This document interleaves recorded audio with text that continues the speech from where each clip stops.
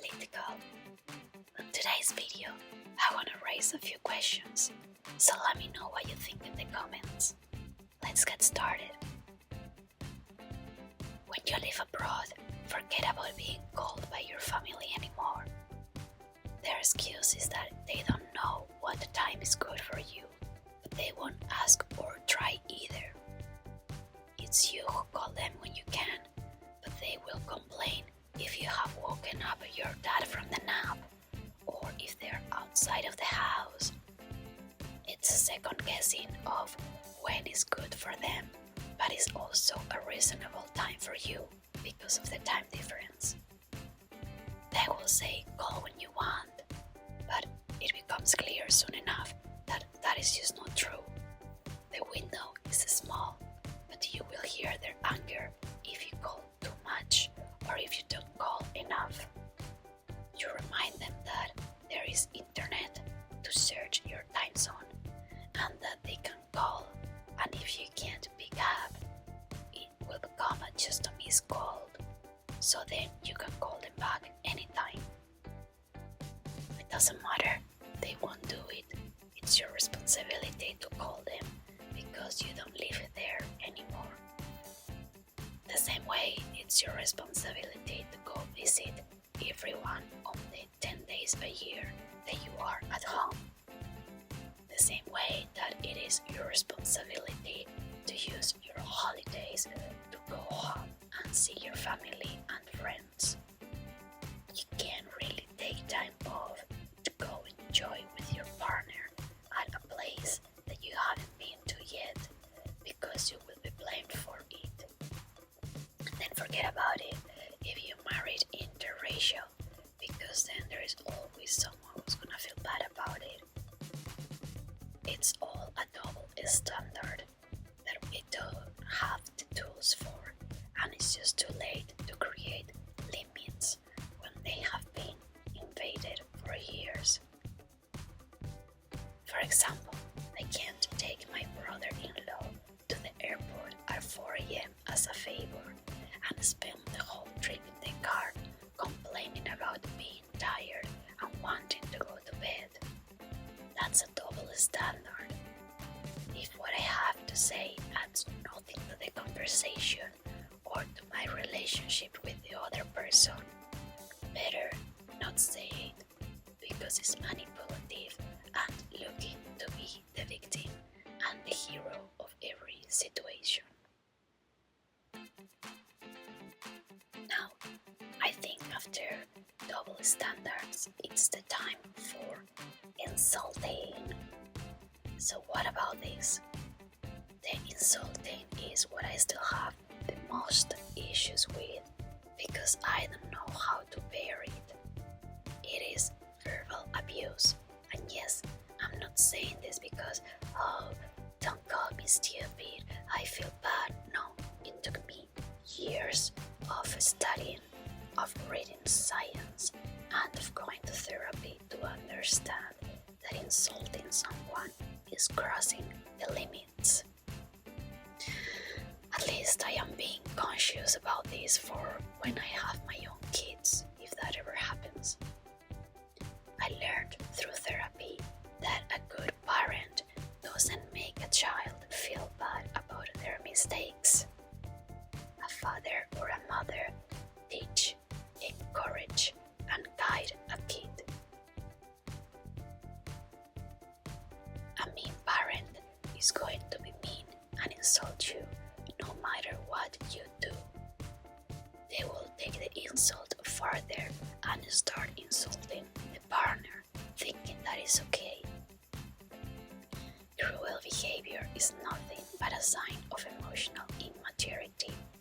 They use manipulation to get their way, to always be right.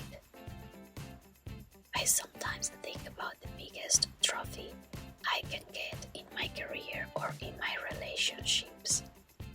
Even if I win an Oscar, they will watch it from home and criticize the shoes I'm wearing, or how bad my makeup is, or how dare I say this or that as a grateful. It will never be enough, basically. You will probably never feel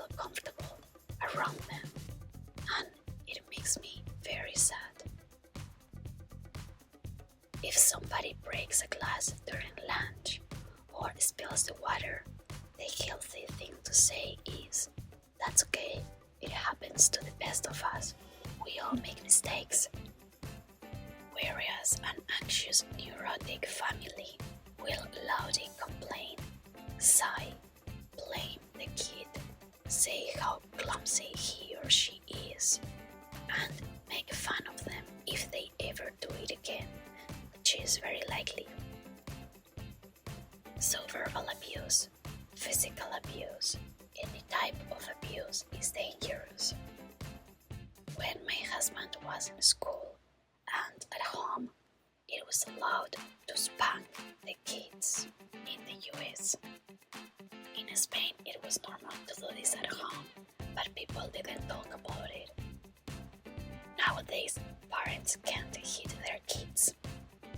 If they do so in public, they can get in trouble because people can report it or the police itself can see that. If they do it in their houses, kids nowadays can report it to a telephone line. My parents, for example, and their generations see this as something ridiculous and a weakness of society, because parents give the best gift in the world to their kids, to be alive, and if a kid gets hit, it is because they deserved it and they must have done something wrong. They're against this progress of humanity and complain that society is now going crazy. To me, this is just progress and a good right to have. Because if you feel like you have to hit your kid, then there is a lot of work to do there for yourself, in your family, and everybody should go to therapy. In askreaders.com, you can see 10 reasons not to hit your child.